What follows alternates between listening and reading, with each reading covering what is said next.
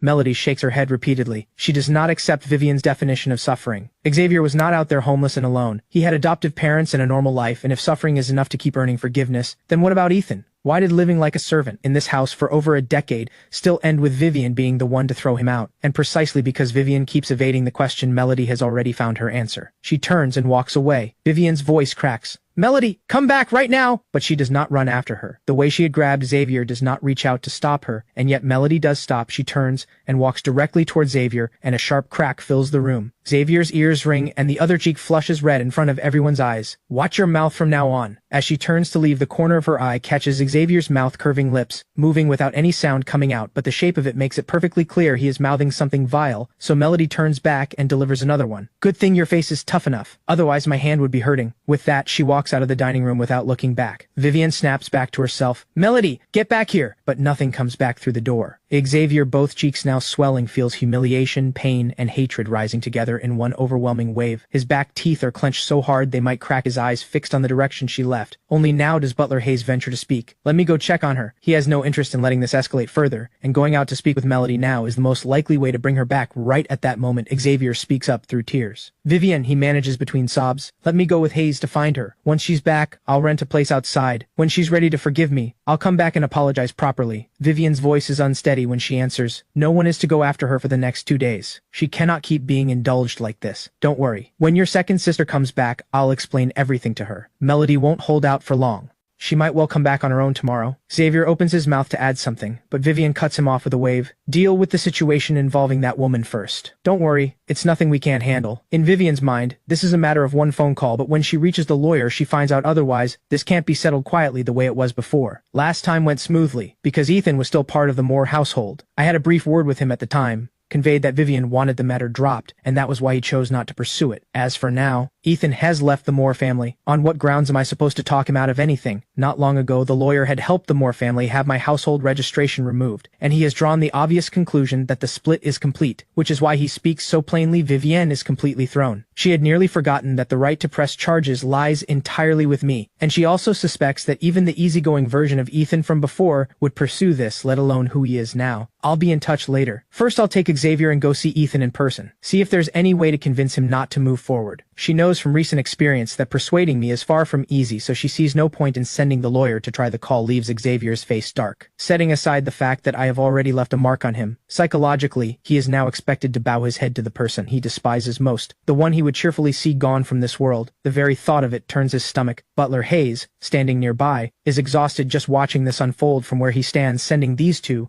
to persuade Ethan has almost no chance of success. Vivienne still operates on the unconscious assumption that Ethan is the same person who never hit back, never talked back, or that outsiders will simply defer to the Moore name. Butler Hayes knows that the Ethan of today will not accept any of it. A man who has been told he is dying has no reason left to swallow his grievances, so, rather than watching them waste their time, the smarter move would be to approach the accuser directly and convince her to stay quiet about who put her up to it. But that is not something Butler Hayes is about to volunteer across town. In a coffee shop, Claire is in her work uniform, taking careful notes the water ratios for the machines, every detail written down with precision. When she notices a table needs wiping, she is already on her feet before anyone asks the shop owner. Lu Jiayi thinks to herself that she has never seen a temp worker throw herself into a job like this. She has landed something rare. And right at that moment, the television mounted on the wall cuts to a news segment. Sienna Hart will be collaborating with Ethan Moore again on a new release. Claire, carrying a tray of drinks, gives a small involuntary jolt, and the tray tips, sending both drinks crashing to the floor. Glass shatters everywhere. Lu Jiayi startles badly. She is about to say something, but then she remembers the instruction. Sienna Hart had left her, and hurries over instead, first apologizing to the affected customer on Claire's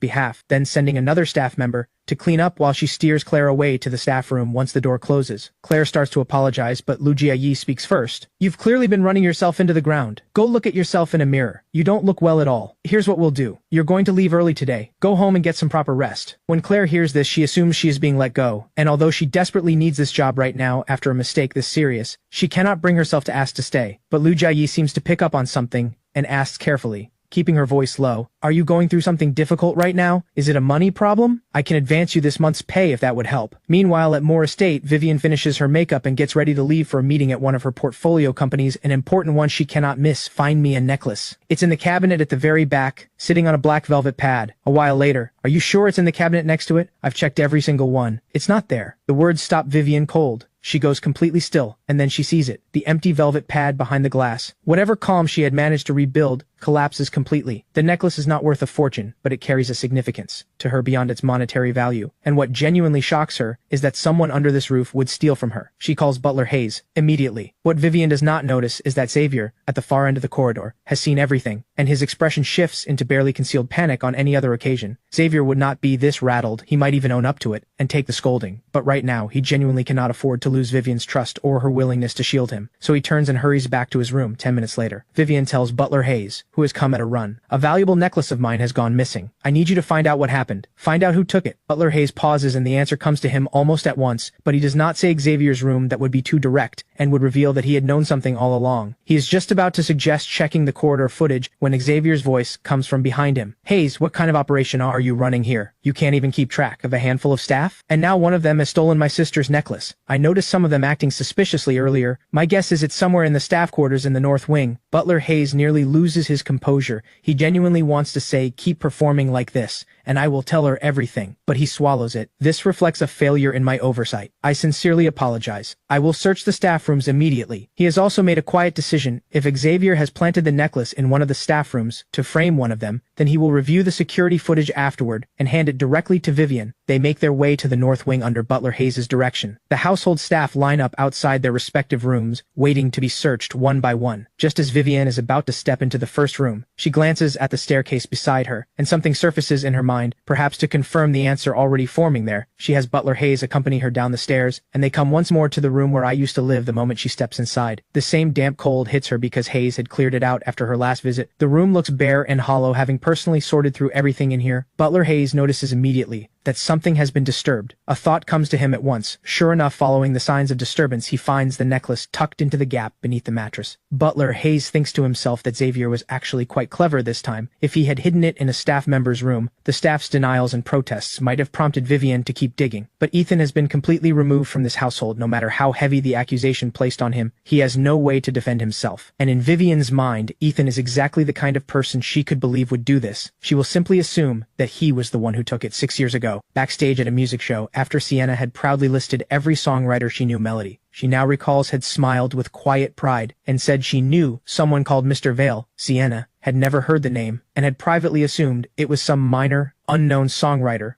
or perhaps a name Melody had invented on the spot to save face. But not long after Sienna understood exactly why Melody had smiled, like that song after song swept the country, Melody was swarmed at every appearance, and the entire internet went searching for the mysterious figure behind hit after hit. Even Sienna's own mother at a public event had approached Melody with rare humility, hoping to secure a song written by Mr. Vale himself. Sienna had thought about it too, more than once, and now Mr. Vale is sitting right beside her, having written her this many songs. It feels like something out of a dream. "Ethan, was there something wrong with how I sang that?" Sienna had decided all 3 songs were strong and paid a deposit on the spot before bringing me to the studio to record one of them. I put on the headphones, listened for 2 seconds, and nodded. "Sounds good." Sienna can clearly see I'm not really paying attention. "Ethan, can you actually listen? I'll add more to the fee. 50,000 right now, transferred by my assistant." I sit up straight immediately and listen to the entire recording properly from the beginning. Genuinely, you sang it well. After saying that, I half expect her to think I am just saying it for the money, and I am already prepared to send the extra back. But instead, Sienna breaks into a genuine smile. "Thank you, Ethan. That actually means something coming from you. By the way, Claire seems to be dealing with something." Every nerve in me tightens. What happened? From what my staff told me, it sounds like there's some kind of difficulty at home. They didn't go into the details, but it seems she needs around 100,000. That's why she took a part-time job at the cafe. I take out my phone quietly and see her messages again, sitting there unread, and that dull ache moves through me again. Looking at those messages and thinking about what she has been carrying these past few days, everything in front of me goes briefly dim. She seems to have removed you from her contacts. Sienna notices I am reaching for the transfer screen and says it gently. I go still, and the reality of it settles fully. Claire and I are truly done. I am not sure why, but a memory of a film we watched together surfaces. I look at Sienna with something I cannot keep off my face. "Can you do something for me? Find a way to get 100,000 to her?" Sienna hears him out and agrees without hesitation. On the other side of the city, Melody drives with no destination in mind. Hours later, something in her settles and she pulls over. The streetlights along the narrow road have come on, casting a warm amber glow. Melody walks alone, her shadow stretching long behind her. A radio broadcast she catches along the way brings back another memory after she had made her proud little remark about knowing Mr. Vale. She and Sienna had walked out of the venue together. Melody had watched Sienna's parents step out of their car and pull their daughter into a warm embrace, and something complicated had moved across her face. She had wished, quietly, that Vivienne would come for her too. Right at that moment I had come walking up with a bicycle calling her name. Too slow. I've already called a driver. Just go on ahead. She had said it and immediately turned away, waving me off. Thinking back on that now, Melody shakes her head slowly and murmurs to no one, "How could you look down on him like that? What gave you the right? He was willing to give you his entire life, and this is how you treated him." Melody's eyes slowly fill, grief spreading through her like something spilling. How could she have been that person? The brother who loved her most. How much had he quietly endured? Her pocket buzzes. Melody takes out her phone and looks at the screen and answers on the other end. Vivienne's voice carries both concern and reproach. "Melody, why haven't you been answering? Do you have any idea how worried I've been? Come home. Stop making me worry like this." Melody's response is flat. "I'm not coming back." On the other end, Vivienne's voice sharpens. "This is all because of Ethan, isn't it? What has he done to you? Someone like him doesn't deserve your sympathy. I just found out he was stealing from this family. Who knows how many times he did things like this before?" Melody's voice comes back sharp and immediate. "That is absolutely not true. Ethan would never do something like that. Why do you always assume the worst of him? You assumed it was him before too, and look how that turned out. I bet it was Xavier again." On the other end, Vivienne hears Melody use that word about her own real brother, and the anger rises in her instantly. "Xavier is your real brother. Melody, I feel like I don't know you anymore. I am genuinely disappointed in you. Fine, I'll put the jewelry matter aside for now, but I have to deal with that woman's situation. If Ethan won't agree to drop it, there is no room for negotiation." Melody hears this and suddenly starts to cry. "Stop hurting him. You have no idea how much he suffered in this family, and now he is being torn apart by illness. He has 1 year left. How is he supposed to live it? I am begging you. He has suffered enough for one lifetime." Sometime later I finish everything with the 3 songs, and it is already evening. I step out of a cab, and as I reach the entrance to the building, I see Melody from a distance. Her lips are pressed together, head bowed, her white shirt stained with what looks like wine hair, loose and disheveled, her whole expression hollow. When she hears me approach, she looks up. "Ethan, are you all right?" She barely finishes the question before the ache rises inside her. How could he possibly be all right? Her voice softens and she manages a trembling smile, but her eyes are bright with tears. "I went back to the hospital and you were gone. I was worried, so I came here." But I do not even look up, and my pace does not slow. "Ethan, I really need to say something to you." Melody reaches out and grabs the hem of my sleeve. She had braced herself for coldness, but seeing me ignore her completely brings that ache back with full force. I turn slightly and see Melody holding onto my sleeve, and a memory surfaces without warning. When I was a child, in her room the time I had found those other children, there she had stood behind me just like this, eyes blurred with tears, small and frightened, clutching at my sleeve exactly like this, and I had stayed there to protect her quietly at her side until she became who she is today. The celebrated artist adored by so many, Melody feels me stop, and her heart speeds up. Whether as Ethan or as Mr. Vale, he had always been so gentle with her, always so attentive. Maybe she would hear him call her that again. But I pull away sharply. "Get away from me, Melody." The tears in her eyes gather fast and fall one after another onto her shirt. "Ethan, I know I was wrong. Vivienne came to see you, didn't she? I will make sure she helps you." I push away the hand. She reaches out again. "What is wrong with all of you? Every time I tell you to leave me alone, you show up again to make me sick. Do you need me to go back and be your servant again before you're satisfied? How shameless can you get?" Melody's head goes blank. She can barely keep herself upright in this moment. The last remaining hope inside her shatters. She knows now that nothing she does will ever bring them back to where they were. Melody breaks down sobbing, the sound escaping her without control. Ethan will never call her that again. "Mom, I'm home." I unlock the door and find Sunny hunched over the table, working through her homework at a slow, scattered pace. When Sunny sees me, she scoops up all her papers with a happy grin and then pulls a stack of documents out of the drawer. "Stop putting your stuff in my drawer, okay? There's no room for my things." I smile and ruffle her hair. "Sorry, I'll be more careful next time." "Is this what you were looking for?" I pull a small capsule toy from my pocket. Sunny had mentioned once that a classmate had one of those twist-open toys with a little figure inside, and I had heard the envy in her voice, so I had picked one up at the supermarket on my way past Sunny's eyes light up completely. But then a flicker of hesitation crosses her face, as if she thinks a toy like this is too much of a luxury, and the smile dims a little. I think of the day after the first piano composition sold, when I had taken Sunny out for a proper meal. I had picked a buffet that was considered fairly expensive per head, with every kind of food imaginable: seafood, grilled meats,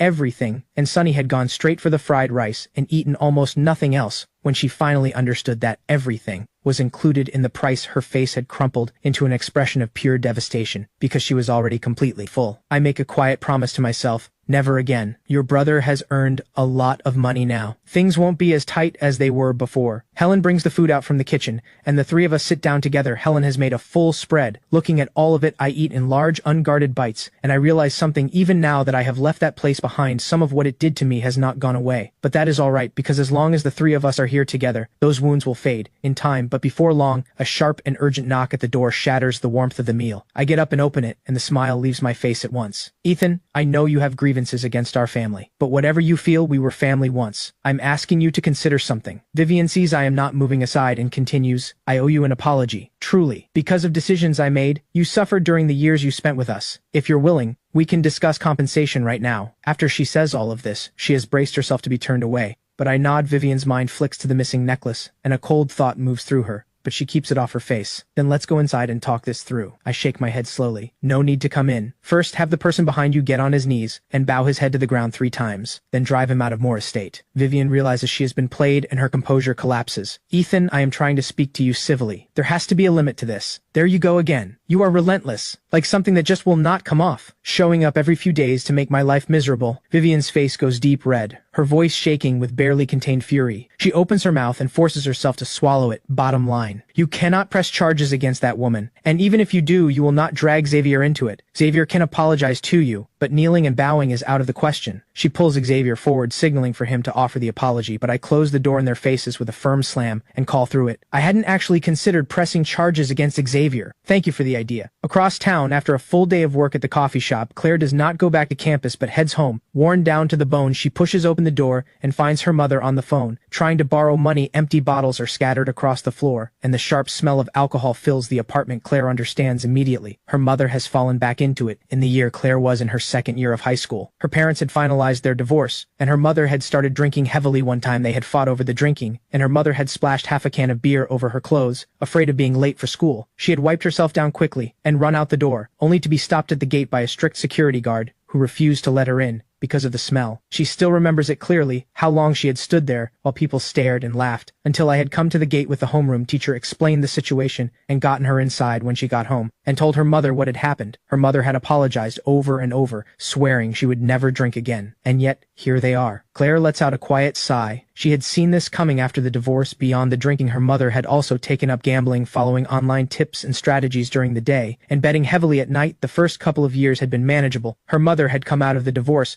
with an apartment and a settlement, and even without working, obsessing over bets all day, life had still functioned at some basic level. But yesterday, Claire found out suddenly that her mother had spent everything. The apartment had been mortgaged to the bank, and there was still $100,000 owed to people outside. If the debt is not repaid within the next 2 days, those people will show up and mark the door with red paint. It is this fear for her mother that had brought Claire rushing home, and now, seeing the state she is in, Claire knows she was right to be worried. You're home. Have you eaten? Do you want me to make something? Her mother speaks with a warmth that takes Claire completely off guard, and she actually struggles to her feet, moving toward the kitchen. Claire stands there, frozen, wondering briefly if she has walked into the wrong apartment. It has been a long time since her mother offered to cook for her, and in her memory, her mother's temper after drinking has always been explosive. So why is she being gentle tonight? Her mother finishes 2 simple home-cooked dishes and makes Claire a large bowl of noodles. As Claire eats, she feels a warmth she has not felt in a long time. After losing Ethan and the sudden upheaval at home, Claire's world had felt completely dark, and this unexpected shift in her mother lets in the smallest thread of light. Mom, I've already found a part-time job. Don't worry about the money. We'll figure it out together. She does not finish. Her mother cuts in,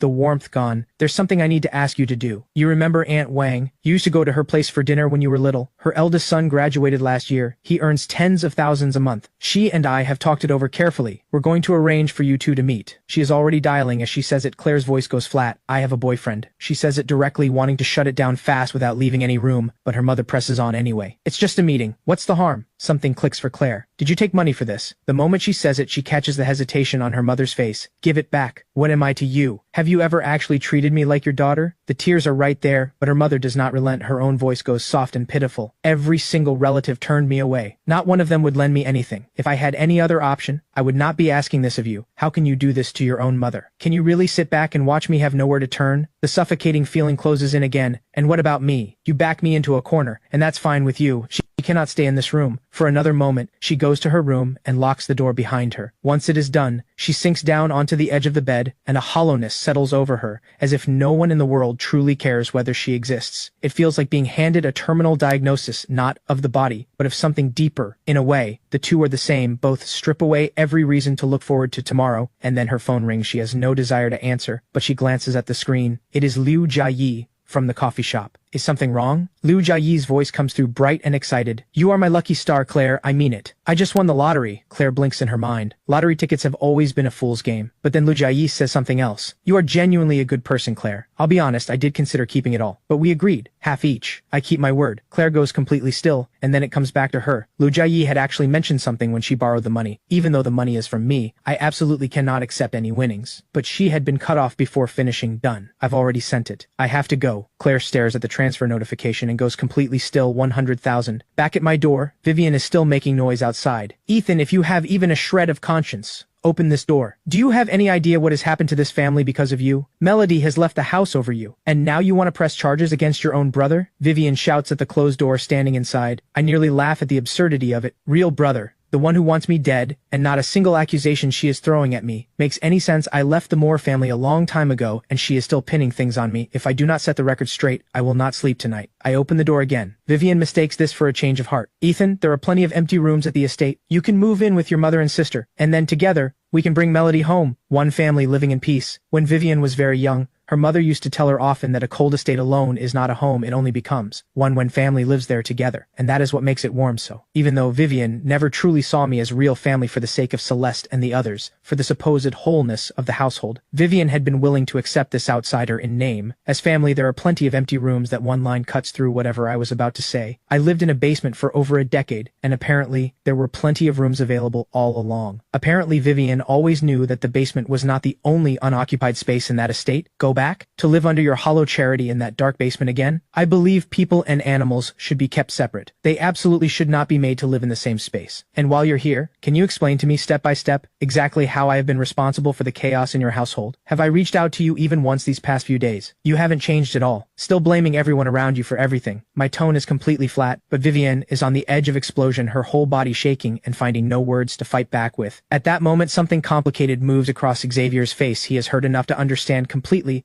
that I am not the person he can push around, and he clenches his jaw hard. I catch it immediately. What is that look on your face? I shove Vivienne firmly to the side and then shove Xavier back hard. I am warning you. If you lay a single finger on my family, I will not let it go. Answer me. Don't pretend you didn't hear that. The suddenness of it and the intensity in my face genuinely frightens Xavier. He becomes acutely aware in this moment that the man in front of him has less than a year left, and he has no doubt that every word is meant. In fact, he is genuinely afraid I might act on it right now. He still has so much ahead of him. I am a dying man, and he cannot afford to trade places with one. So Xavier backs down on the spot. I would never do that. That is not who I am. Vivienne is shaken too, and by the time she recovers, I've already slammed the door shut again, leaving behind one final line. If you are still there, I am getting a knife. The next day I get a call from the lawyer. He tells me that acting on Melody's behalf he has obtained a full confession from the woman who made the false accusation, and that due to a small incident along the way, she has been placed in detention that morning at the police station. I am escorted by an officer to the holding area, and the officer calls her out from where she is sitting, hunched in a corner. It is her first time in detention, and she has not slept. Her hair disheveled, her face drained and hollow. When she sits across from me, she starts crying. Please don't press charges. I made it all up. I know I was wrong. I let out a quiet, cold laugh. I seem to remember you writing in that post that if you were lying, may lightning strike you the moment you step outside. So when do you think your punishment is coming? She feels the humiliation of it deeply, and her composure breaks. Why won't you just let this go? Haven't I already apologized? Then why couldn't you leave me alone back then? Do you have any idea what kind of messages I received after you published that post? People told me to die. Have you ever felt what it is like to be attacked by countless strangers, while the people closest to you stop believing in you? The officer sitting nearby hears this and quietly nods. The internet may be a somewhat better place now, but back then all it took was an outrage-inducing headline with enough comments underneath, and people would pile on without a second thought. Then the next day the story would collapse, revealed as false, and the mob would scatter just as fast as it had formed. But the damage left behind stays with the person who was targeted for a long, long time. Something in what I say reaches her, and she begins to sense that I did not come here to settle things quietly, and she breaks into loud sobs again. I genuinely know I was wrong. I don't want to go to prison. Please don't do this. When I say nothing, she escalates. I haven't even finished university yet. My life hasn't properly started. Why are you being so relentless? You're going to ruin my entire life. You got called some names online. Did it actually hurt you? Why are you being so cruel to me? I laugh, cold and flat. I'm not your father. Whether you go to prison has nothing to do with me. When you published that post on someone else's orders, did you stop to think that it might ruin someone's entire life? She goes still, and it is not until she is back behind that door facing the very real possibility of being charged and sentenced, and hearing those words again in her head, that she understands for the first time just how far over the line she went when she had done it. She had genuinely not considered that she might be destroying the life of someone who had done nothing to her. One question. The person who paid you to make the accusation against me, was his name Xavier Moore? My words pull her back to the present. She's quiet for a long moment, and then nods slowly. I have the answer I came for, and I walk out. The lawyer is waiting outside and raises a hand in greeting. Need anything from me? I want to press charges against Xavier Moore. Are you able to handle that? He nods without hesitation. A year ago, it was Vivienne Moore who brought me the original case. But I have worked far more closely with Melody over the years, given her profile, and the fact that I am paid to represent people's interests. That makes me think of what Melody had said to me last night. She had promised to help me, and this is what she meant. Then I'll leave it with you. I know his reputation, the most formidable lawyer in all of Riverdale. Having him build the case and file the charges gives the odds a significant boost, and the fact that he had already taken steps on my behalf, reaching out to the accuser before I even asked, tells me his intention to help is genuine. I'll get started right away. We already traced the account that sent money to the accuser, but that alone won't be sufficient. We'll need additional supporting evidence. He strides out of the station without another word. As I am about to follow, my phone buzzes. I take it out and see a message from an unknown number. Ethan, is this you? The 100,000. A sharp, piercing ache moves through me these past few days. I have been forcing myself not to think about it, not to revisit any of those memories, with Claire telling myself it is the only way to keep going, that someone in my position has no right to want that anymore. But just when I had started to believe I was managing, the moment I see this message from her, everything collapses back to nothing. I cannot forget her. I never could. It has to be you. You were there that day, weren't you? At the cafe. Why would you do this? The messages start coming faster. I'm so sorry about that day. I don't know what came over me. I don't understand why I pushed you. I really do love you. You have to believe me. I never wanted to hurt you. Where are you right now? Can we meet? I look at the messages on the screen, and the twisting ache comes back in full.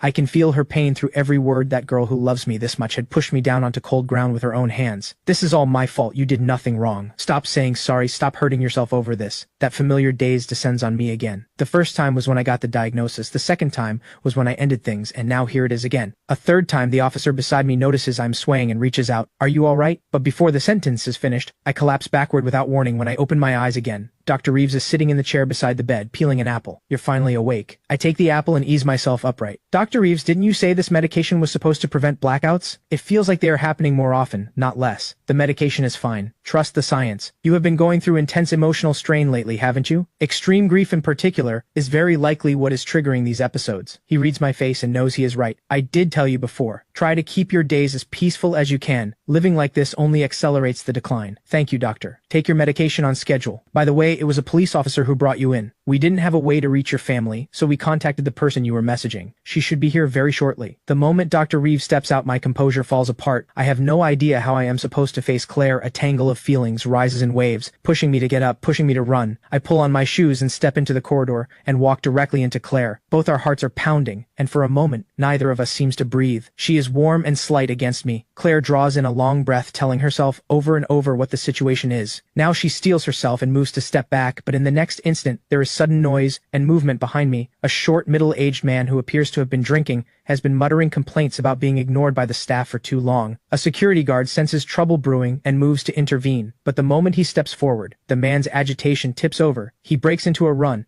and charges directly toward my back with full force. I feel it and start to turn, but Claire has already wrapped herself around me and taken the blow. The security guard moves in at the same moment and subdues the man, quickly forcing him to the ground. My head is roaring and something moves through me that I cannot control. As I get up, I knock over a nearby medical cart, and when I see the scalpel on the floor, something in me reaches for it without thinking. I pick it up and close my hand around it and start walking toward the man being hauled away by security, and there is only one thought in my head. Then Claire's voice comes through, trembling. as nurses move her onto a gurney. Ethan, the silence that has swallowed me whole cracks open just slightly. I drop the scalpel and run to her. I'm here, but before she can say another word, the nurses are already moving, rushing her into the emergency room. The hours that follow are the longest of my life. A weight that will not lift presses down until I am shaking, and I cannot find my breath until the doctor comes out and says the bleeding has been controlled. She is out of danger. And for the first time in hours, I feel something like light. At that moment, in a room at Moore Estate, a television is broadcasting, "This afternoon, at the First Affiliated Hospital of Riverdale Medical University, a patient surnamed Wu, dissatisfied with wait times, attempted to jump the queue and was refused, subsequently lost control and attacked another individual with a blade, leaving one person injured. The case has multiple points under investigation. Police have launched an immediate inquiry." Xavier, sitting in the corner of the room, hears every word of the broadcast and cannot stop himself from shaking after my warning to him last night. His first response had been fear. But once he was back in his room, the fear had faded, and what replaced it was hatred. Hatred that I was still here at all, threatening the life he had fought so hard to take for himself. That hatred had sent his mind into an extreme state, and in that extreme state, Xavier had made the same kind of decision he had made 6 months ago.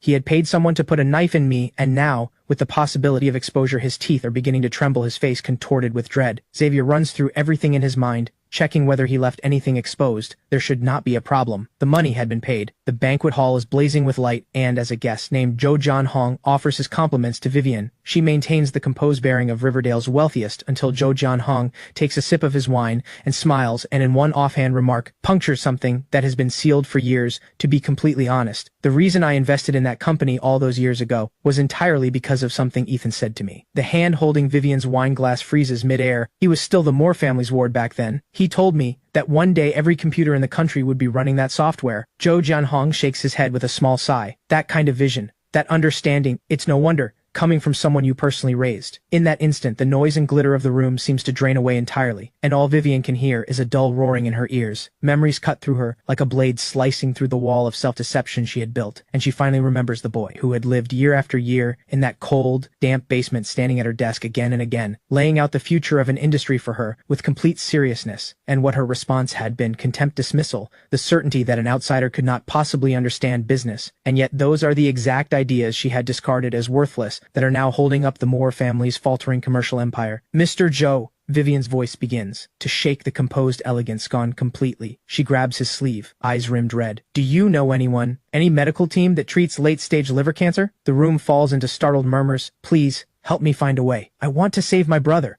Vivienne pleads, stripped of every layer of pride, a tearing pain gripping her chest. She finally understands what Ethan gave to this family and what she destroyed with her own hands. "Have you lost your mind?" Xavier, standing nearby, can no longer bear the stares from every direction. He kicks over the expensive chair behind him and screams with red-rimmed eyes. "He has already been removed from the family register. A dying nobody with no connection to us, and you want to spend the family's money on him?" Looking at this face, twisted and snarling like a rabid animal, Vivienne suddenly does not recognize him at all, and feels something close to pity. The rain outside grows heavier. Vivienne sinks into her chair, eyes empty, staring at the shattered porcelain on the floor. "Be quiet," she murmurs in a voice full of a despair that has reached her very core. Without him, the Moore name would have been gone long ago. At the other end of the city, Ethan pushes open the worn, paint-chipped security door. The smell of pork ribs drifts from the kitchen. Sunny looks up from her desk, eyes bright, calling out, "You're back! Welcome home!" Ethan smiles and nods, however heavy the storm outside it has nothing to do with him anymore.